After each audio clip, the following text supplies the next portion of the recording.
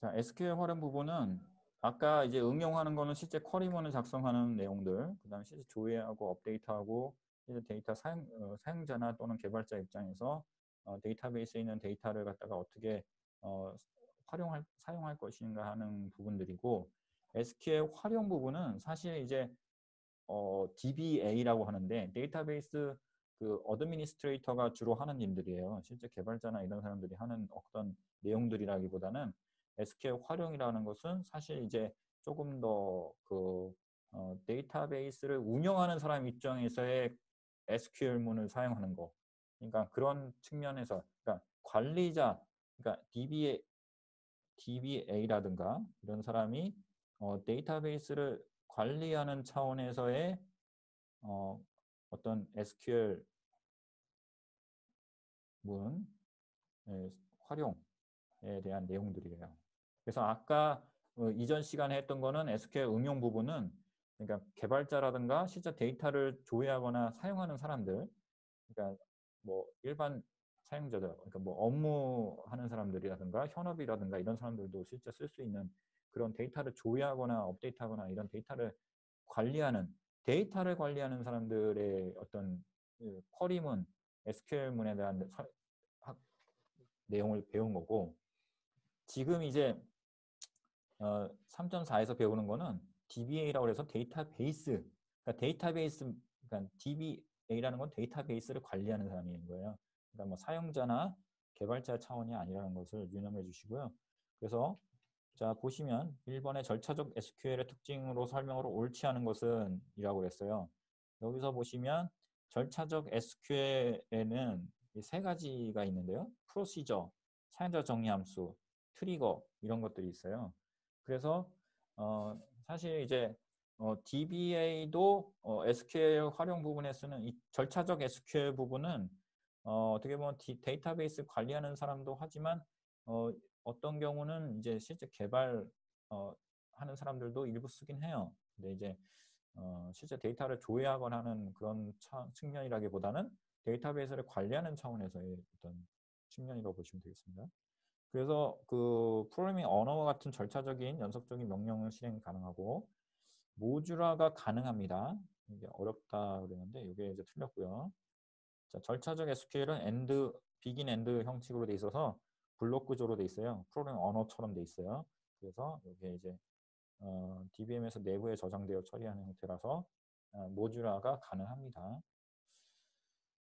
자, 그 다음에 넘어갈게요. 자, 이제 스토어드 프로시저라고 하는데 저장 프로시저에서 사용하는 구성 요소들이 있는데 보시면 디클레어라는 것이 있고 선언하는 부분, 그래서 프로시저의 명칭, 변수, 인수, 데이터 타입 이런 걸 선언하는 거예요.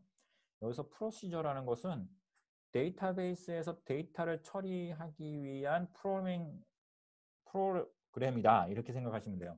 그러니까 응용 프로그램은 어떤 서비스를 하기 위해서 하는 기능들이라고 본다면 이 저장 프로시저는 데이터베이스 내에서 실제 데이터베이스만 처리하기 위한 반복적으로 처리하는 데 사용하는 어떤 필요에 따라서 그 모듈화해서 그 기능을 반복적으로 사용하기 위해서 데이터베이스 내에다가 프로그래밍을 한 거예요. 그게 이제 저장 프로시저입니다. 그래서 실제 코딩하는 것처럼 해요. 그래서 이제 디클레어는 이제 선언하는 부분이고, 비긴 엔드는 프로시저의 시작과 끝을 말하는 것이고, 컨트롤은 이제 조건문, 반복문 이런 것이고, 그다음에 SQL은 DMA과 DCL이 들어가는 거고, 익셉션은 이제 예외가 발생되면 처리하는 것이고, 트랜잭션은 이제 DB에 적용된 취소 결정되는 처리 부위다. 그래서 반드시 작성해야 되는 것은 선언이다. 그 다음에 넘어갈게요. 자, 트리거. 트리거라는 것이 있는데 트리거는 이제 어떤 상황이 발생됐을 때, 어떤 이벤트가 발생됐을 때 그거에 따라서 자동적으로 뭔가 데이터를 처리하는 동작이 이루어지는 것라고 보시면 돼요. 그러니까 이 트리거가 뭐야? 트리거. 그 총에 보면 손잡이 있죠. 총에 보면 총 손잡이에 보면은 이렇게 딱 손으로 이렇게 누르는 부분, 그런 거를 트리거라고 그래요. 그래서 그걸 누르면 총알이 나가잖아요. 그죠? 그런 식으로 이 트리거라는 것이 어떤 동작 시기 옵션에서 변경 전에 트리거를 수행하면 이런 식으로 before하고 변경 후에 트리거를 수행하는 after가 있습니다. 근데 이제 트리거라는 것은 이제 테이블에 데이터 조작 행위를 발생시키는 이벤트에 해당되는 것이고, 트리거를 생성할 때는 동작 시기 옵션, 동작 옵션 설정 등을 통해서 이벤트를 정의해야 되고요. 동작 옵션에는 삽입, 삭제, 수정들이 있습니다. 그러니까 데이터베이스의 데이터를 삽입, 삭제, 수정하는 동작이 사용자에 의해서나 코딩에 의해서 어떤 프로그래밍에서 이루어지는 것도 있을 수 있지만, 어떤 쿼리문을 직접 써가지고 동작하는 동작도 있겠지만, 어떤 다른 요인에 의해서, 다른 이벤트에 의해서 그 다른 동작이 삽입이나 삭제, 수정이 이루어지는 게 하는 그런 것을 트리거의 이벤트라고 합니다. 그래서 테이블 변경되기 전에 수행하는 first가 아니고 before고요. before가 있고, 그 다음에 나중에 수행하는 late가 아니라 after라고 있습니다. 네, 4번이 틀렸고요.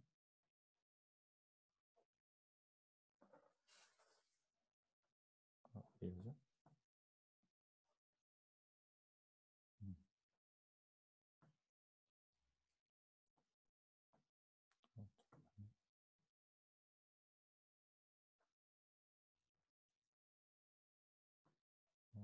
동작을 나왔네. 자, 그 다음에 보시면,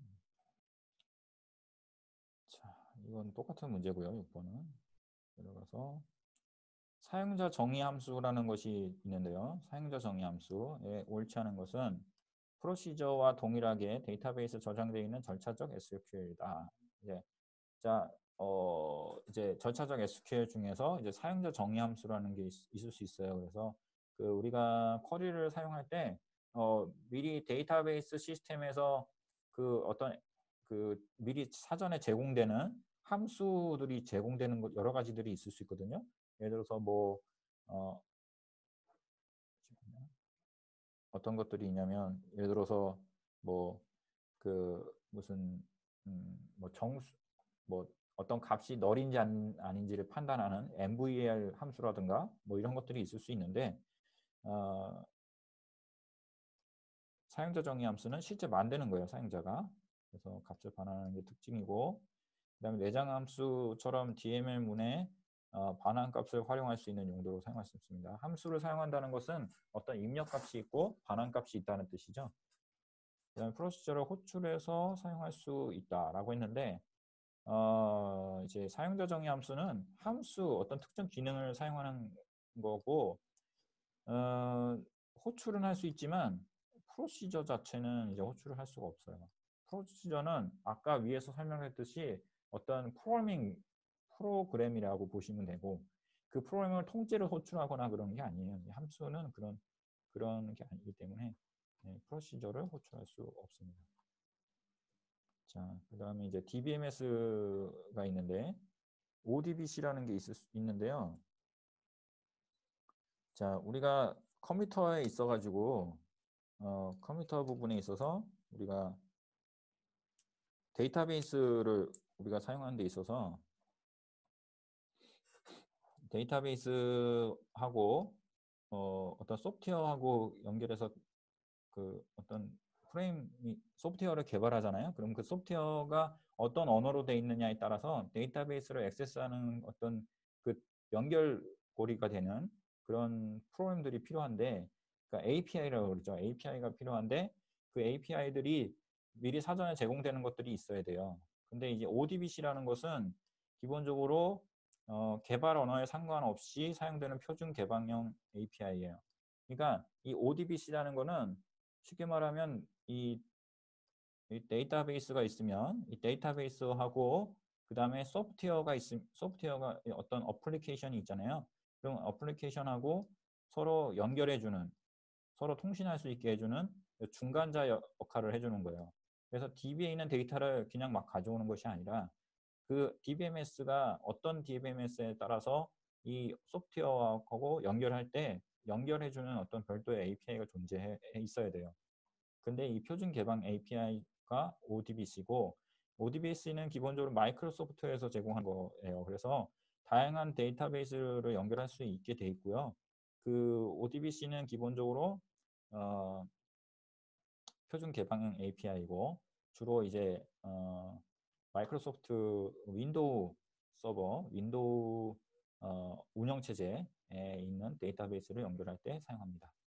자, 2번 같은 경우는 SQL 문장을 분리해서 XML 파일을 만들어 가지고 데이터베이스 연결 작업하는 거는 마이바티스라고 해가지고 요거는 이제 JDBC 연결을 갖다가 편하게 해주는 그런 이제 그 API라고 볼 수 있어요. 자, 그다음에 쭉 넘어가서 이제 그 JDBC하고 ODBC하고 요 차이점만 볼게요. JDBC하고 ODBC 차이점은 ODBC는 이제 아까 위에서 했듯이 다양한 DBMS하고 연결하게 해주는 드라이버인데 ODBC는 마이크로소프트에서 제공하는 형태고 C 언어나 .NET 기반으로 작성되고요.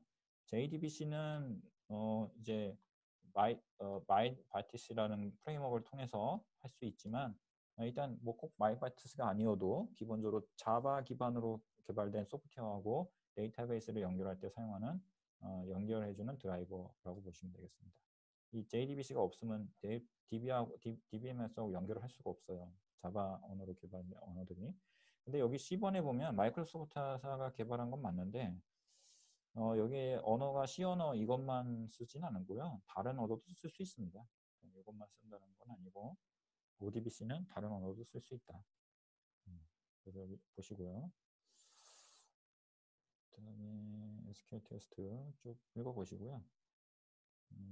뭐 ORM 같은 경우는 객체를 가지고 매핑하는 것이고요.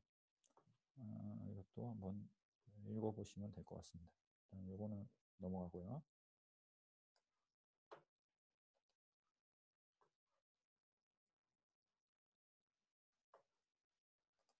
그다음에 이제 마지막 이제 3.5 데이터 전환인데 이 데이터 전환은 뭘 하는 내용이냐면 우리가 데이터베이스를 구축했는데 그 데이터베이스가 구축하는 데 있어가지고 기존에 사용하던 데이터베이스가 있을 수 있어요.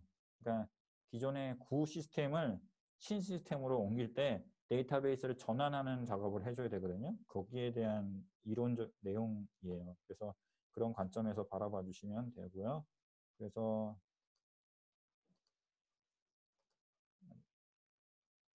문제 몇 개만 볼게요. 자, 운영 중인 기존 정보 시스템에 축적되어 있는 데이터를 추출해서 새로 개발된 정보 시스템으로 운영 가능하도록 변환한 후에 적지 않은 일련의 과정을 뭐라고 하냐고 데이터 전환이라고 합니다. 데이터 전환에 대한 설명이죠. 간략한. 자, 그 다음에 데이터 전환 계획서 작성에 대한 설명으로 잘못된 것은 전환 계획서라는 것을 쓰게 되는데 이거는 한번 쭉 읽어보세요. 읽어보시면 될 것 같고요. 보시면 검증 방법 요게 이제 있는데 그러니까 데이터베이스를 전환할 때 우리가 기본적으로 시스템이 바뀌면 그 플랫폼이 바뀔 수도 있고요. 또는 데이터 유형이 바뀔 수도 있고 그 시스템이 사용하는 어떤 특성이 바뀔 수도 있고 데이터의 특성도 바뀔 수가 있어요. 그렇기 때문에 검증을 해야 되는데 검증하는 데는 로그 검증이 있고 기본 항목 검증이 있고 그다음에 값 검증이 있고 뭐 이런 것도 있습니다. 근데 이제 여기 보면은 3번의 내용은 이제 응용 요 내용은 지금 사전에 정의된 업무 규칙을 기준으로 해서 데이터 전환하는 정합성을 검증한다고 그랬는데 요거는 정합성 검증이 아니라 여기 응용 데이터 검증에 대한 설명입니다. 네, 그런 내용이고요. 자, 그다음에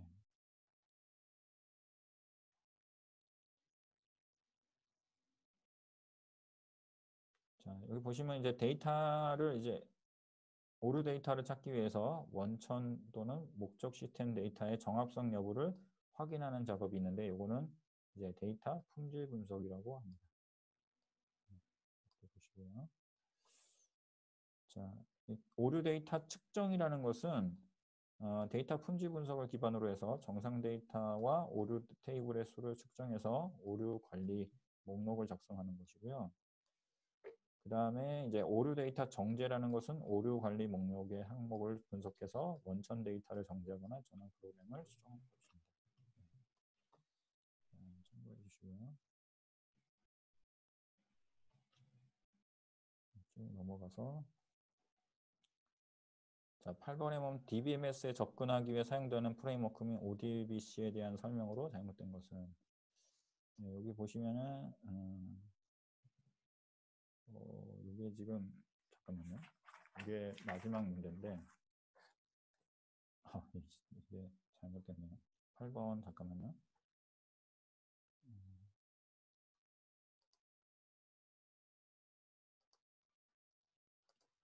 이렇게 자꾸 잘못된 부분이 나와요. 문제가 잘못됐네요.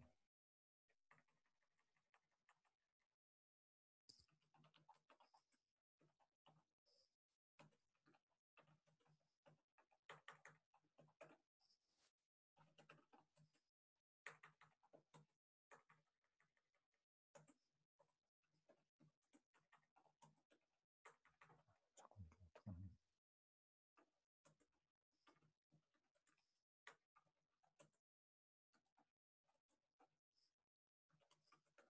네, 이 내용인데 예, 자 보세요.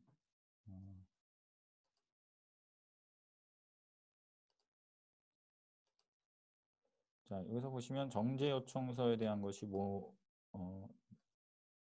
옳지 않은 것을 찾는 건데요. 여기서 보시면은 데이터 정제 요청서의 정제 유형은 완전성, 유효성, 일치성 이렇게 세 가지가 있고요. 정제 요청서 상태에 대해서 요건 제기, 1, 2차 검토, 조치 확인 이런 게 있습니다. 일단 데이터 정제가 왜 필요하냐면 기본적으로 구 시스템에서 신 시스템으로 데이터를 옮기는 작업을 한다든가 변환을 할 때에는 데이터를 그대로 옮길 수가 없을 때가 많아요. 그러니까 기존에 쌓여있는 데이터들 중에는 쓰레기 데이터도 있을 수 있고 잘못된 그러니까 불필요한 데이터들이 있을 수 있어요. 신 시스템에서는 사용하기 어려운 그런 데이터들이 있을 수 있기 때문에 그런 데이터 정제가 필요한데 그 정제를 하는 데 있어서 요청서 내용 중에 이런 이제 사항들을 이제 알고 있어야 되는데 여기 데이터 정제 요청서의 정제 방법에는 원천 전환 모두라고 돼 있어요. 이 모두라는 거는 이 원천하고 전환 이 두 개를 다 의미한다는 거 보시면 돼요. 그래서 이 3번이 틀렸고요.